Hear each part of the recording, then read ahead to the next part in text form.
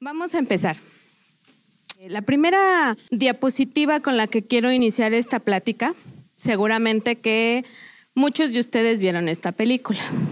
¿Sí la han visto? Alicia en el País de las Maravillas.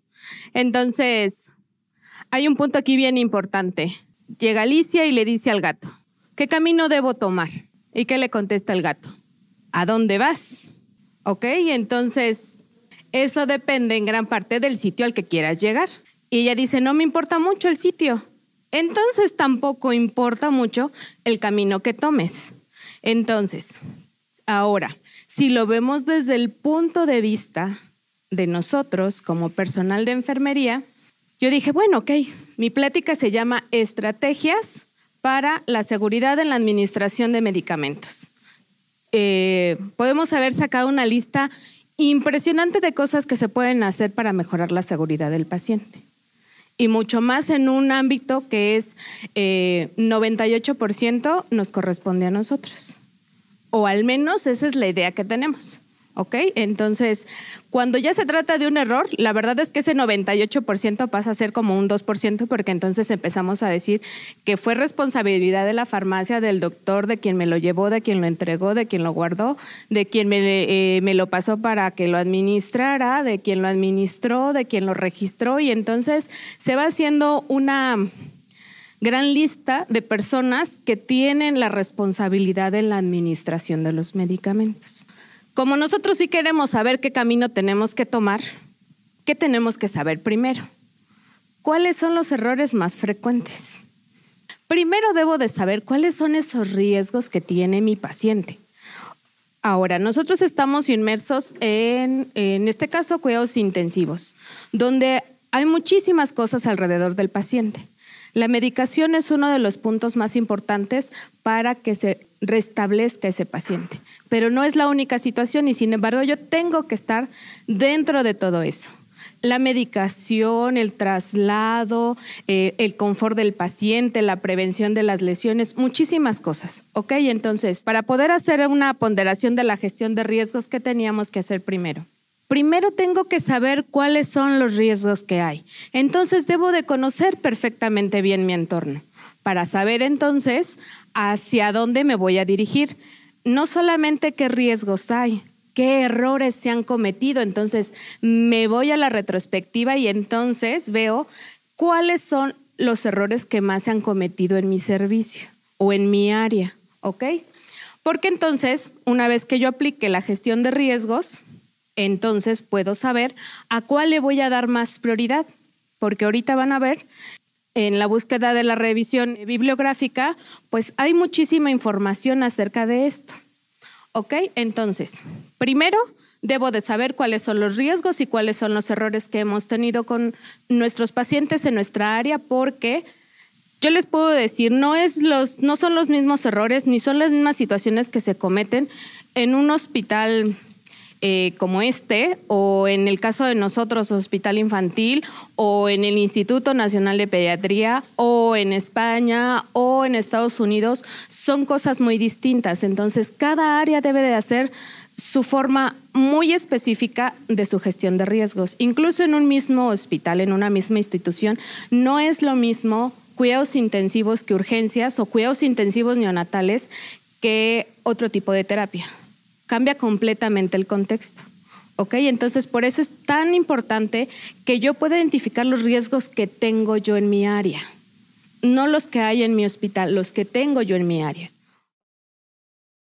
¿Cuáles son los errores más frecuentes que hay en la administración de medicamentos? Entonces, tenemos que hay errores al ordenar los medicamentos. ¿Quién ordena los medicamentos? Los médicos. Ellos hacen una instrucción o una indicación de qué medicamento se le va a administrar al paciente. A veces puede ser 1, a veces pueden ser 2 y a veces pueden ser hasta 50, dependiendo de la complejidad de la enfermedad de cada niño. ¿Ok? Luego tenemos otro momento importante, la transcripción de los medicamentos. ¿Ok? El doctor ya lo indicó, pero ¿a cuántos lugares los pasamos nosotros? Va a depender mucho del lugar en donde trabajemos, como ya se los había comentado, pero por ejemplo en el caso de nuestro hospital, De las indicaciones médicas se transcribe al Cardex, a veces se transcribe también a una tarjeta de medicamentos. Entonces, imaginen el escenario. Estoy revisando indicaciones, lo voy a transcribir al Cardex y me llaman y yo dejo a la mitad y regreso. En el mejor de los casos volví a revisar, pero como todo el tiempo nos están llamando, acuérdense, estamos en una terapia intensiva, nos están llamando todo mundo en todo momento, entonces puede que en lugar de mililitros haya puesto miligramos. ¿En qué otro momento hay un error? La dispensación. Ok, yo ya hice mi recetario, voy a solicitarlo a donde quieran. A lo mejor al centro de mezclas o a la farmacia, donde quieran, me van a surtir ese recetario. Pero el de la farmacia me lo va a surtir tal cual lo pedí yo, independientemente de si está bien o está mal solicitado. Me lo va a surtir. Si yo en lugar de pedirle miligramos le pedí mililitros, puede ser una gran diferencia, entre una caja y 100 cajas, solo por la diferencia entre miligramos y mililitros. ¿Ok? Pero pues como él solamente está surtiendo, pues total, no hay problema, ¿verdad? Yo le puedo dar los 100, tengo los 100, pues le doy los 100. No hay problema. Administrar. ¿Ok? Ya me los llevaron. Es una enfermera nueva en el servicio, viene de otro servicio. Vamos a poner un ejemplo. Me pasó en el hospital, yo estaba en cuidados intensivos neonatales, me pasan a terapia intensiva pediátrica y a mí las dosis se me hacían enormes. Entonces, de pasar 100 microgramos, tenía que pasar 2 gramos y yo le decía al doctor, ¿está mal? ¿Por qué me indica tanto? Pero en realidad no es que fuera eso, simplemente te habitúas a un ritmo, ¿no? Ok, entonces, administro. En lugar de administrar 19 miligramos, administro 19 mililitros. Eso implica como 3 o 4 ámpulas dependiendo de lo que vayamos a administrar. Pero bueno, vean ahí ya cuántos errores se cometieron desde el inicio, ¿ok? Y después, ok, cuando hablamos de control, todo esto, se cometieron todos los errores. ¿Hubo efectos en el paciente? Seguramente que sí. Pero, al final de cuentas, no fue algo grave, no pasó nada, podríamos decirlo así. Entonces, no hay un control. ¿Qué quiere decir? No se reportó, calladitos, nadie sabe nada, nadie dijo nada y aquí no ha pasado nada. Entonces, ¿tenemos forma de corregirlo? No, si no lo sabemos no tenemos modo de corregirlo. Pues ahora sí que como le dijo el gato a Alicia, ¿no? Pues si no sabes para dónde vas, ¿qué importa, no? Entonces, ¿qué importa si te equivocaste si al final nadie dijo nada? Y no es tanto el hecho de decir algo, sino ¿cómo puedo corregir algo que no sé? Esto es justamente la parte importante. Permanecemos ajenos a lo que desconocemos. A veces nosotros decimos que la parte más complicada de una institución es la parte administrativa, que es la parte que nos representa como mayor responsabilidad, como si uno comete un error a nivel administrativo va a tener mayor implicación jurídica. Y la verdad de las cosas es que lo que genera más riesgos es atender al paciente, porque yo debo de tener una serie de conocimientos para poder atender a ese paciente. Ok, entonces a veces nosotros decimos, pues como no pasa nada, ¿recuerdan la diapositiva anterior? Como no pasó nada, pues entonces seguimos en el mismo contexto. Entonces vamos a ver primero, ¿qué es un error en la medicación? Porque a lo mejor nosotros estamos pensando que un error es en la medicación, es cuando yo lo administré mal, el paciente se puso mal y eso es un error. Y realmente no es así, va mucho más allá. Ahorita ya vimos todos los pasos que lleva el poder administrar un medicamento, no nada más es de el doctor ya lo puso, yo se lo paso y santo remedio. No se queda ahí, ¿ok? Entonces, este es uno de los artículos que se publicaron en el 2016, en donde reportan los errores de medicación en una unidad neonatal. ¿Cuáles fueron los principales eventos adversos que se presentaron en esta UCIN? Ok, entonces se presentaron un total de 511, ¿ok? En un periodo de 7 años, dices, bueno, en 7 años, 511, pues puede no ser tanto, pero técnicamente no tendría que haber ninguno. Es como si me dijeran en ese mismo periodo. Es un ejemplo que quizás utilizamos mucho, Pero imagínense que en 7 años se cayeran 511 aviones. ¿Sí? O sea, si a veces con 2, 3 aviones que se caen ya todo el mundo está panicado y ya no quiere subirse a los aviones. ¿Ok? Entonces, y menos si van para Estados Unidos o si van para Asia. Entonces, son lugares en los que decimos mejor, ¿no? ¿Verdad? Entonces, por 2 o 3 accidentes aéreos graves que ha habido. Ahora imagínense que digan 511 en 7 años, yo ya no me iré en avión. ¿Cuál fue el error que más se encontraron ante la aplicación de medicamentos? La distracción en un 59%. Y vean que es un punto que no vimos en la diapositiva anterior. ¿En cuáles eran los errores de la medicación en esas partes? Vean, entre cada una y otra, el punto más importante es la distracción. Entonces, en el mejor de los casos tenemos un área específica para preparar medicamentos o tenemos un área específica en donde estamos haciendo esa transcripción. Sin embargo, hay que tomar en cuenta que si estamos en una unidad de cuidados intensivos, neonatal, pediátrica, urgencias, siempre hay bastante movimiento. Entonces, vayan viendo los puntos porque de aquí vamos a derivar entonces todas las estrategias para la seguridad. ¿Ok? Entonces, como encontraron que el problema más común era la distracción, ¿qué fue lo que hicieron?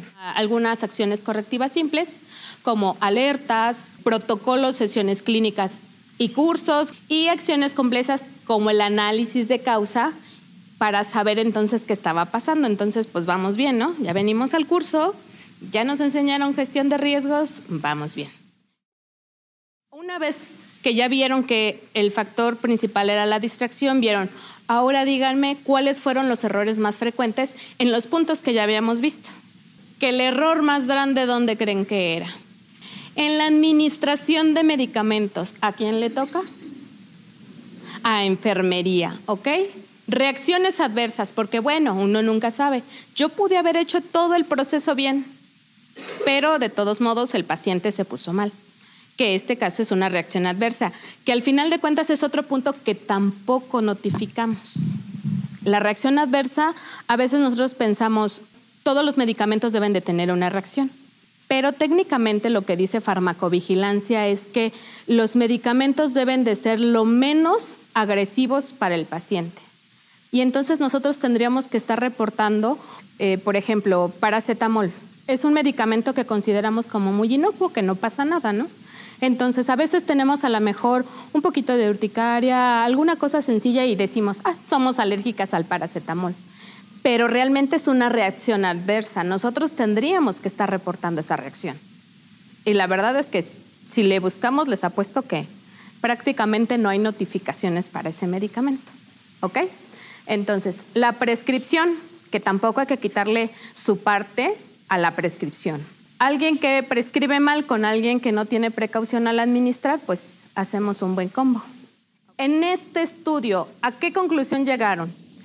Es esencial determinar el estado actual de los errores en la medicación a fin de establecer medidas preventivas. Entonces, otra vez vamos al inicio.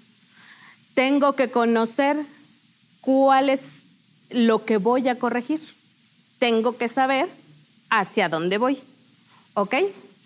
Junto con todo el equipo de trabajo. Entonces, no nada más es de, bueno, pues las enfermeras son las responsables o los médicos son los responsables o el de la farmacia es el responsable. Entre todos tenemos que tomar una decisión y entre todos debemos de reunirnos para tomar entonces las mejores estrategias para solucionar nuestro problema.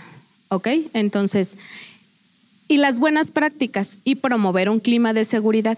En teoría, esta es la razón por la cual es tan importante la seguridad en el paciente, las nuevas acciones que hay para la seguridad en el paciente, el estar constantemente retomando y pensando en la seguridad de las personas que vienen a nosotros para recuperar su salud. Eso era en cuidados neonatales, ¿se acuerdan? Entonces, esto es en terapia intensiva. ¿Qué es lo que hicieron en este estudio? En este estudio utilizaron varias unidades de cuidados intensivos, no solamente fue una, fueron varias. De todas esas unidades que eligieron, lo hicieron por 24 horas, ni siquiera por el otro que era de 7 años. Este es por 24 horas. ¿Cuáles fueron las principales variables que ellos utilizaron para hacer este estudio? Riesgo, riesgo individual y tasa de errores en la medicación. Solo errores en la medicación, ¿eh? No buscaron otra cosa. Pudieron haber encontrado más cosas, pero iban enfocados a errores en la medicación. Fíjense bien, 1024 incidentes reportados. Se habían enfocado a medicación, pero encontraron más cosas, ¿ok? 1024 incidentes reportados. ¿Cuántos de estos eran errores de la medicación? 350. Solo recuerden esta parte. Era en 24 horas. ¿Cuánto riesgo había de sufrir? Entonces, ¿se acuerdan que hay que hacer nuestra gestión de riesgos y de ahí sacamos nuestra ponderación? Ah, bueno, aquí está el numerito. De todos los riesgos que tenían, ¿cuánto porcentaje había de que sucediera? El 22%. Riesgo individual de que le suceda a este paciente con esta enfermera es 21%. Relativamente parecería bajo, pero bueno, entonces, ¿cuántos errores se cometieron? Por cada 100 pacientes, 1.13. Parece poquito, pero bueno, ¿cuál fue el error más frecuente? La prescripción y la administración. Entonces, volvemos a lo mismo. ¿En dónde está el error más grande? Al momento que se prescribe y al momento que se administra, ¿ok? 16% fueron daños graves para el paciente. Es decir, de todos estos 350 errores, 16 le hicieron un daño gravísimo al paciente.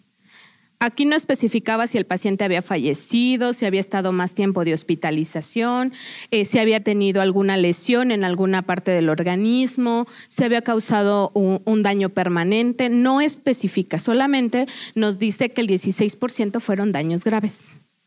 Pero vean el porcentaje de los evitables. El 82% pudo haber sido evitado. Y entonces, pues a lo mejor en lugar de que hubiese sido 16%, quizás hubiera sido un 2%. ¿Qué concluyeron en este estudio? Entonces, nos dice que los errores de la medicación se encuentran en los tipos más frecuentes de incidentes en pacientes críticamente enfermos. Entonces, eso es algo que siempre hemos sabido, ¿no? ¿A quién le sucede más? Es más frecuente en un área de cuidados intensivos que en un área de hospitalización. Más común en la prescripción y en la administración. Aunque la mayoría de estos incidentes no tienen consecuencias clínicas, un porcentaje significativo resulta perjudicial para el paciente, pero la gran proporción es evitable. Vamos con un ejemplo. Tenemos una indicación en cuidados intensivos pediátricos. Nos indican 19 mililitros aforados a 12 mililitros. Díganme si está bien la prescripción. Si en lugar de ser mililitros fueran miligramos, ¿se podría? Y si en lugar de ser 12 mililitros fueran 48, ¿se podría? Va a depender del peso del paciente. Entonces, ¿qué tengo que saber? ¿Quién es el paciente?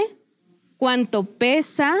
¿Por dónde se va a administrar, no? No es lo mismo una vía periférica que un catéter central. Vean ya cuánto tenemos que saber solamente para la prescripción. Ahí les va otro puntito especial para este caso. Esta indicación fue del mes de marzo. ¿Y qué tendría que ver el mes del año? Los nuevos residentes. Indícale el midazolam a este niño, lo quiero sedado y relajado. No quiero que se mueva, no se puede mover. Indícale. ¿Le dijo cómo? No. ¿Le dijo cuánto? No. Pues ahí va el nuevo. Ay, pues ¿cómo se lo indico? Ahí está la indicación. 19 mililitros aforados a 12. Ah, pero además de todo, era la primera quincena de marzo, ¿les gusta? La guardia número 5, 5 de la mañana, ¿ok? A medio hervor ya esas horas, pero además de todo era el R1. Ni siquiera era el R de terapia, era el R1. Híjole, yo recuerdo que me lo enseñaron en un curso, cómo se calculaba el midazolam. ¿Eran mililitros o miligramos? No, pues la enfermera debe de saber. Ya si ella me dice que está bien, ya la armé. ¿no? Porque al inicio, todos empiezan así. Si la enfermera me dice que está bien, ya la armé. Ok, entonces dijimos que era turno nocturno. ¿A quién creen que le tocó? A la enfermera que acaban de cambiar de la UCIN a la UTIP. ¿Cuánto creen que pesaba el niño? Unos 50 kilos para 19 mililitros, ¿cómo cuántos miligramos son? 15, 30, 45, 3 miligramos. Fíjense, otro punto bien importante, depende de la presentación. Ahí ya llevamos otro. Nosotros tenemos 15 miligramos en 3 mililitros. ¿Cuántas ámpulas son? 6.3 ámpulas. ¿Y en miligramos? ¿Cuántos miligramos son? 70 miligramos. O sea, vean si era un niño grande. Era un niño grande, ok. Entonces, de los niños que tenemos en la UCIN que pesan 1,5 kilos a un niño de 50 kilos, ¿habrá un poco de diferencia? Como 49 kilos de diferencia, ¿no? Ok, entonces, para mí puede que diga, pues bueno, como el niño es grande, pues no importa. Así se debe de calcular aquí, porque soy nueva. Acuérdense que yo vengo de 0.5 miligramos aforados en 2.4. Que me pongan esto, pues a mí no se me va a hacer extraño. Pero además le vamos a agregar otra cosa. Estuvo 15 días en UCIN, pero es de nuevo ingreso. Hizo su adiestramiento en la UCIN y la mandan a la UTIP. Entonces, vean todavía lo que además implica esa situación. El paciente estaba grave, entonces te están pidiendo midazolam, adrenalina, norepi, y póngale esto, y lo vamos a intubar, y esto, y el otro, y todo. Quiero 3 enfermeras, y quiero esto, y quiero el otro. Y yo todavía estoy pensando en si el midazolam eran 6 ámpulas o 5, si le dejo si eran 6.1 ámpulas, si nada más se la dejo en 6. ¿Ok? Entonces, vean cómo todo lo que está alrededor influye. Y luego además todo mundo entra y sale, y todo mundo se acuerdan de la parte de la distracción. Y ya tienes el midazolam y ya preparaste la norepi y le van a analizar y te van a intubar a tu paciente y ya te llegó otro ingreso. ¿Ok? Bueno. ¿Qué pasó con este paciente? ¿Cuál fue su desenlace? Como lo prepararon mal, asumieron que como eran 12 mililitros, entonces no eran 19 mililitros, sino 19 miligramos, lo cual era una dosis muy bajita para el paciente, ¿ok? Si era una dosis bajita para el paciente, ¿cómo creen que estaba el niño? Luchando contra el ventilador. ¿Y se acuerdan qué había dicho el doctor cuando le dijo que le indicara? No se puede mover. Exacto, primero lo sujetan antes que dormirlo más, ¿ok? Entonces, el paciente se extuba, era un paciente grave, al momento que se extuba, hace un paro cardiorrespiratorio, estuvo bastante tiempo ahí con la reanimación, pero como somos muy buenos, el niño salió. Recuerdo mucho a un doctor que nos daba clases en la escuela que decía, los pacientes salen con, sin y a pesar de. Con la enfermera, sin la enfermera y a pesar de la enfermera. Con el doctor, sin el doctor y a pesar del doctor. ¿Ok? Entonces, este paciente salió a pesar de todos los que estaban ahí. Solo por un detalle que parecería absurdo. Midazolam, que puede decirse que me va a ayudar con el paciente. No es el medicamento que le va a salvar la vida, sino el que me va a ayudar para que todo lo demás contribuya a. Pero vean todo el contexto que ya generamos con solo una indicación. Vamos con otro ejemplo. Tenemos entonces la prescripción. Aquí tienen a su R1, que por cierto, el primer día siempre llegan bata blanca, zapato blanco, todo blanco. ¿Ok? Entonces, identificamos que es un R1. ¿Ok? Entonces, está poniendo su indicación muy monamente con su mejor letra, porque ese es otro punto bien importante en la parte de la prescripción, la letra, la calidad en la indicación. ¿Ok? Entonces, inmediatamente la enfermera hizo la transcripción a su Cardex. Muy bien. Pero la enfermera, la del paciente, prepara su medicamento y se lo administra. Pero, ¿quién se supone que sería? La supervisora. Ok, vamos a dejarlo en la supervisora. Se paran junto a ti y te dicen, ¿qué estás haciendo? ¿Qué tiene tu paciente? ¿Ok? Entonces, ¿qué va a hacer la enfermera? Estoy pasándole un medicamento, ¿ok? Y entonces en ese le estoy pasando un medicamento, ¡fum!, le manda el bolo. Ah, y era para 1 hora. ¿Qué tal? Muy bien, entonces, este es un error de administración. Ok, se las vamos a voltear. El doctor, muy mala letra, no se entiende nada, pero como la enfermera es súper hiper guau, traduce jeroglíficos. Y entonces dice, pues yo creo que si el paciente tiene un choque séptico y aquí me está diciendo que puede ser un antibiótico, pues le pongo antibiótico. Cefotaxime, cefuroxime, pues no hay mucha diferencia, las dos empiezan con C. Y aquí como que no se entiende, entonces yo creo que es cefotaxime. Ok, entonces vean, punto importante, la calidad de la letra. Ella lo transcribió, así lo solicitó, así se lo mandaron. Entonces, llega la enfermera. Cuando ella lo va a administrar, se dice, pero para este paciente, antibiótico, cefotaxime. Bueno, pues está bien. Y está apenas a ella ahí concentrándose entre sí, si no, si le va y le pregunta al doctor, si va y le pregunta a la jefe o a quién le pregunta, cuando llega la supervisora. Oye, es que, ¿a qué horas llegaste? Llegaste tarde, se me hace que te toca salir. Sí, yo creo que a ti te toca salir porque van a pedir personal y te toca a ti. Ya la distrajo en lo que está haciendo, ¿ok? Entonces, ese punto también es importante porque acuérdense que ella estaba pensando en si iba a decir o no y entonces dice, ok, me toca salir. Bueno, ya, mejor lo voy a dejar conectado y ya al rato que alguien vea si sí era o no era. ¿Ok? ¿Alguien dijo algo? En el mejor de los casos lo registró. En el peor de los casos solamente le dijo a su compañera que fue a decirle que le tocaba salir, que ya le dejó pasando el antibiótico. Ni siquiera le dice cuál es. Te entrego a mi paciente, ya le dejé pasando el antibiótico. ¿Cuánto le falta por pasar? ¿Qué antibiótico es? ¿Por qué se lo dejé puesto? En jeringa, en infusión. Un montón de cosas, ¿ok? Tenemos otro punto importante. ¿Cuántos han visto esto? Vean, atropina y adrenalina. Y además, ahorita creo que cambió un poquito la presentación, pero ¿qué otros medicamentos se parecen a este? La vitamina K, el furosemide. Les voy a platicar de un caso que pasó en algún hospital del mundo. Paciente muy grave, muy grave. De esos que dices, híjole ya, en este turno se me va. Aquí les puse a la enfermera pensando porque nunca falta la enfermera en el servicio que odia el desorden y entonces quiere ordenar todo perfectamente. Y entonces casi lo pone por colores, por gama de colores y los pone por tamaños. Y entonces dijo, pues gama de colores, todos los que son iguales juntitos. Y entonces se le ocurrió ordenarlos así. Atropina, adrenalina y furosemide. Así juntitos en frascos transparentes, cajas transparentes. Entonces tú las ves y pues todos se ven iguales, ¿no? Pero ella dijo, no voy a permitirme un error. Le voy a poner un letrero grande que diga furo, atropina y adrenalina. ¿Ok? Muy bien.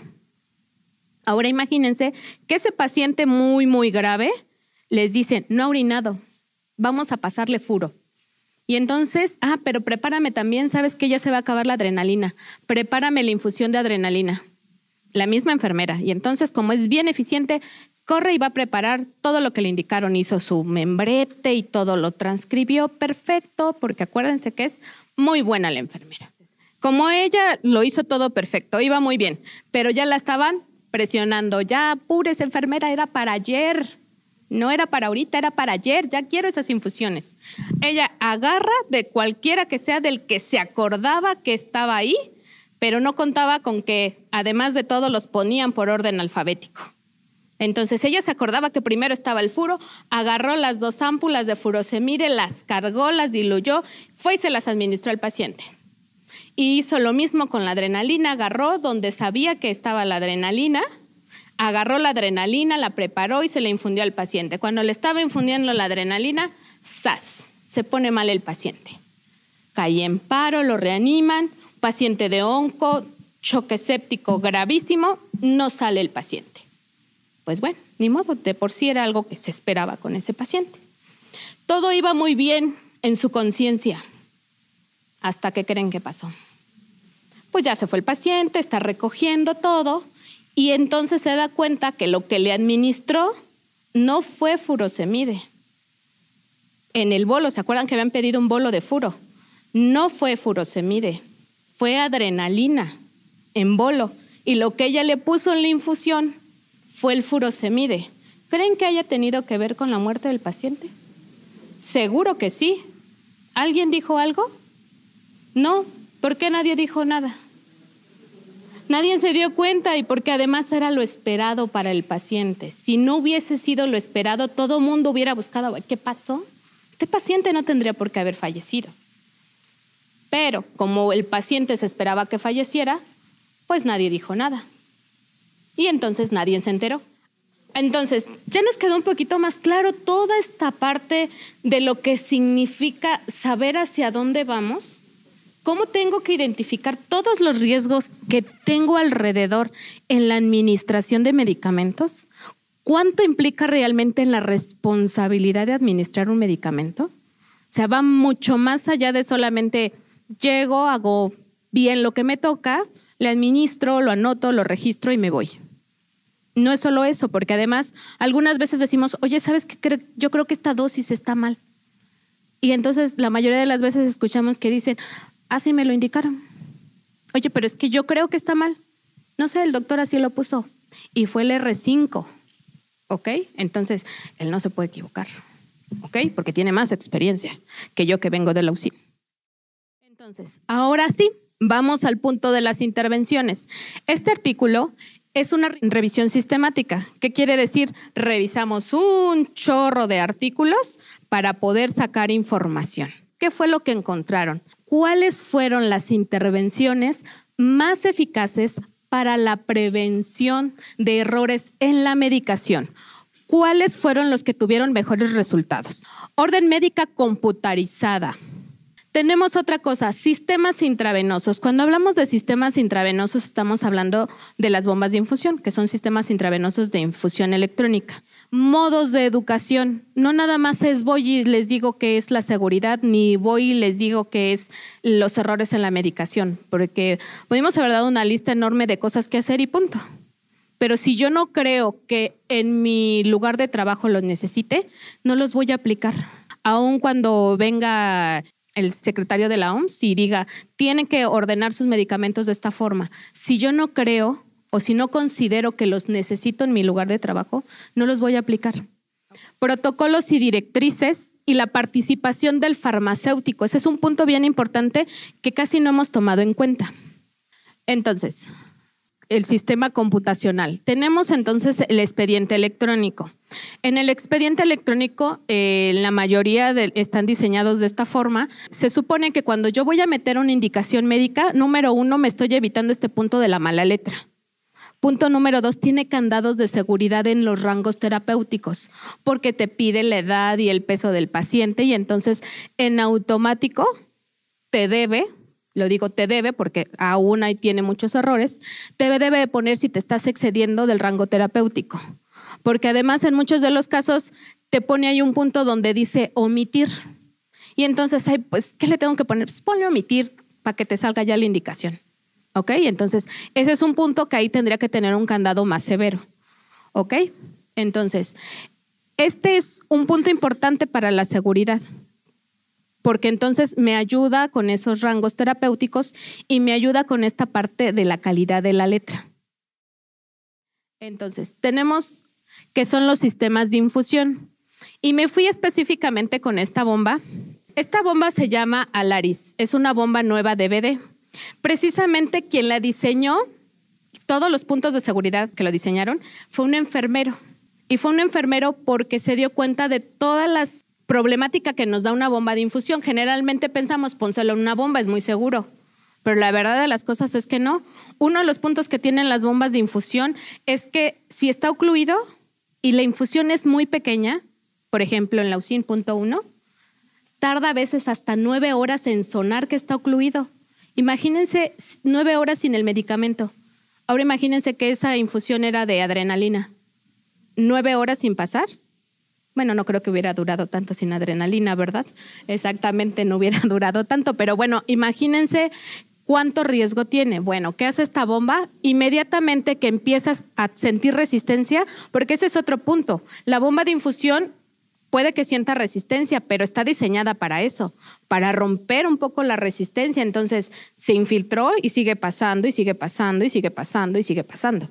Y tarda en sonar.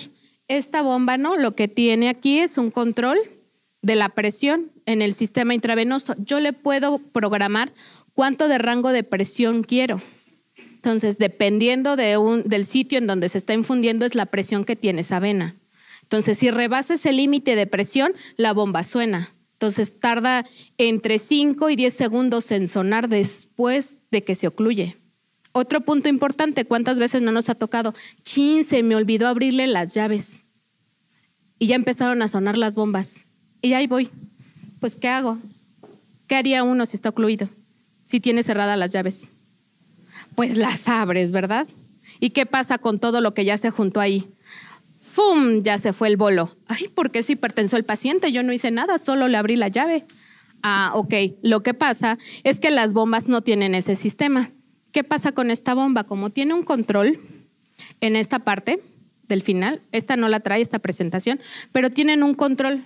Entonces, lo que hace es que cuando yo le voy a poner reiniciar, lo que hace es como una especie de succión para evitar justamente ese bolo. La bomba no dice por qué se ocluyó, si porque no le abriste, si porque estaba infiltrado. Lo que hace es jalar otra vez para evitar esos bolos. Entonces, si yo voy a elegir cuál es el sistema de infusión que necesito para mi paciente, va a depender mucho de qué tipo de pacientes tengo. Entonces, técnicamente en la terapia intensiva, yo debería de tener un sistema de infusión que sea más seguro. Tiene muchísimas modalidades, eso casi ya lo traen algunas bombas nuevas en las que traen una biblioteca de medicamentos. Y entonces yo le meto los rangos terapéuticos y lo mismo, si yo me salgo del rango, la bomba va a empezar a sonar y no te va a dejar. Te pide varios códigos para que pueda aprobar que le vas a dar más o menor volumen. Ok, modos de educación. Generalmente estamos acostumbrados a, bueno, entra, ¿se acuerdan de las 2 enfermeras nuevas? La de nuevo ingreso y la nueva en el servicio. Eres licenciada, ¿no? Te lo enseñaron en la escuela, ¿no? Hiciste tu servicio social en el infantil, ¿no? ¿Por qué te tengo que capacitar o por qué te tengo que decir? Pero en realidad no, o sea, acuérdense que cada institución es diferente, cada uno tiene sus propios riesgos, ¿ok? Entonces, ¿con qué competencias debo de preparar a mi personal? En el saber, en el hacer, en el saber hacer, en el saber ser y en el convivir con los demás. Punto bien importante, porque puede que seamos muy buenos en lo demás, pero si no sabemos convivir con los demás, no aprendemos a trabajar en equipo. Y si no aprendemos a trabajar en equipo, acuérdense que decía uno de los artículos. Tienes que juntarte con todos los que están en contacto con eso para entonces poder resolver la situación que no nada más es responsabilidad nuestra. ¿Ok? Protocolos y directrices. Hay algo bien importante que creo que ha sido muy poco explotado, pero que además es algo por lo que el país, el gobierno, como lo quieran ver, la Secretaría de Salud, sí se ha preocupado. ¿Y qué creen? Que casi no lo ocupamos. Es como, por ejemplo, en el caso de la norma oficial mexicana de terapia de infusión. Tiene muy poquito tiempo y yo les podría decir que esa norma no existe en ninguna otra parte del mundo. En ninguna otra parte se preocuparon tanto por decir, vamos a hacer una ley, por así decirlo, sobre terapia de infusión, de lo que se tiene que hacer en terapia de infusión, pero en realidad no lo aplicamos. Es de lo que menos aplicamos, porque es lo que tenemos cuando podemos y cuando queremos. ¿Okay? Entonces, lo mismo pasa con las guías de práctica clínica. Para las guías de práctica clínica siempre se busca la mejor evidencia y no nada más del país, sino de todo el mundo. Entonces, técnicamente es lo que nosotros tendríamos que estar haciendo. Pero díganme cuántas guías de práctica clínica conocen. ¿Cuántas guías de práctica clínica son de enfermería? ¿Cuántas guías de práctica clínica estamos trabajando para nuestra institución? Ahí se los dejo de tarea. La participación del farmacéutico, que esta es una parte bien importante. En algún momento en el hospital tuvimos a un farmacéutico haciendo servicio social y entonces nos revisaba todas las indicaciones de los pacientes y cuántos errores había. No saben ¿Cuántas cosas nos acaba todos los días?